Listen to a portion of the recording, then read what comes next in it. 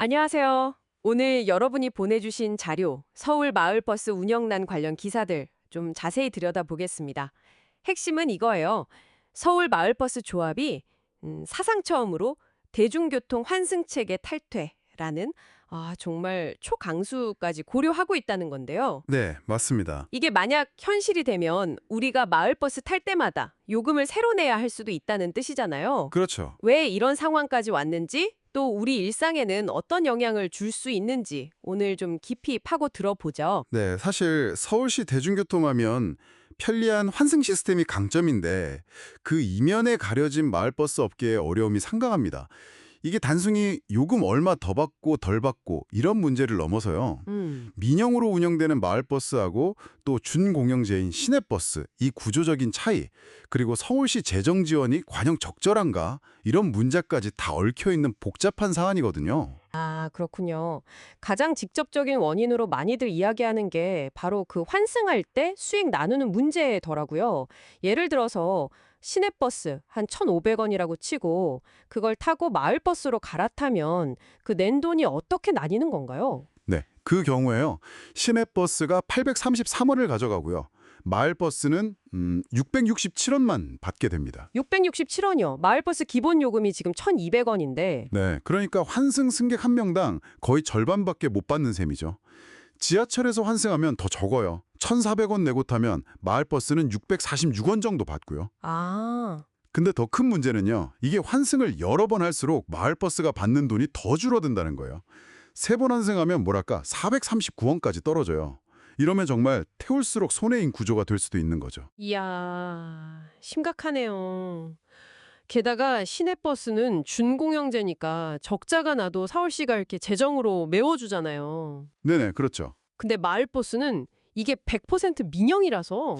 모든 손실을 그냥 그 개별 업체가 다 떠안아야 하는 구조고 아, 여기서부터 뭔가 근본적인 어려움이 있겠네요. 정확합니다.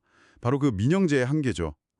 마을버스 노선들이 대부분 지하철역이라 좀 큰 버스 정류장에서 동네 골목 구석 구적으로, 그러니까 대중교통이 잘 안 닿는 마지막 1마일을 연결하는 아주 필수적인 역할을 하거든요. 맞아요. 정말 중요하죠. 현재 한 1630대 정도 버스가 252개 노선에서 운행 중인데 조합 쪽 추산으로는 올해 1분기, 그러니까 1월부터 3월까지만 해도 환승 손실금이 144억 원, 그리고 최근 3년간 누적 적재는 무려 2,300억 원에 달한다고 하니까 그 심각성을 좀 짐작할 수 있습니다.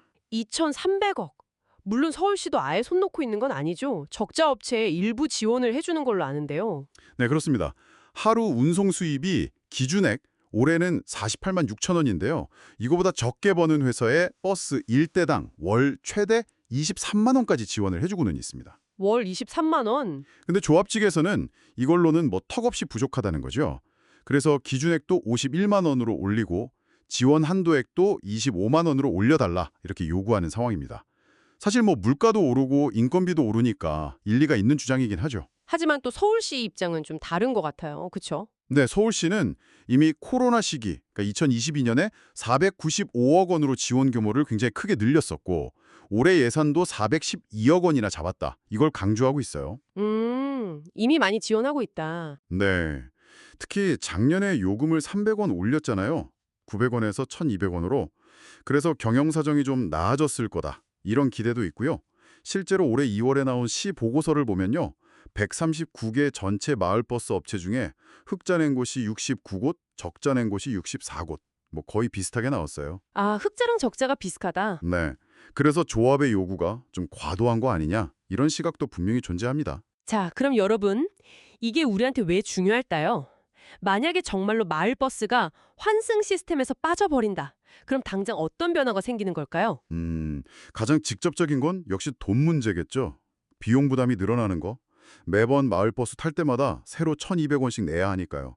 지금은 환승하면 안 내도 되거나 훨씬 적게 내는데. 그렇죠. 매일 타는 사람들은 부담이 확 커지겠네요. 네. 근데 그 비용 문제보다 어쩌면 더 큰 문제는요. 대중교통 이용 자체가 불편해지는 거예요.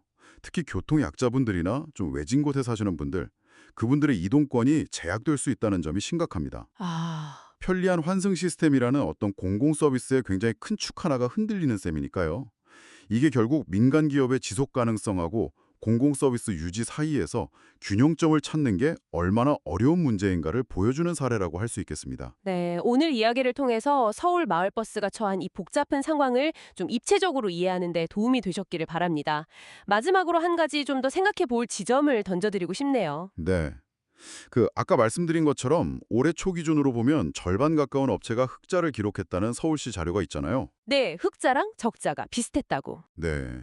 그걸 고려하면 왜 마을버스 조합 전체가 환승탈퇴라는 게 극단적인 카드까지 꺼내들었을까 하는 점이에요. 단순히 이 표면적인 환승 손실금 문제 외에 어쩌면 개별 업체 간의 어떤 편차라던가 아니면 또 다른 구조적인 문제들 혹은 뭐 협상 전략 같은 게 숨어 있는 건 아닐까 이런 생각도 해볼 수 있거든요. 우리 동네 바을 역할을 하는 이 필수적인 교통수단이잖아요, 마을버스가. 이 마을버스의 지속 가능성을 위해서 우리가 혹시 놓치고 있는 더 근본적인 해법은 없을지 한번 좀 깊이 고민해 볼 필요가 있겠습니다.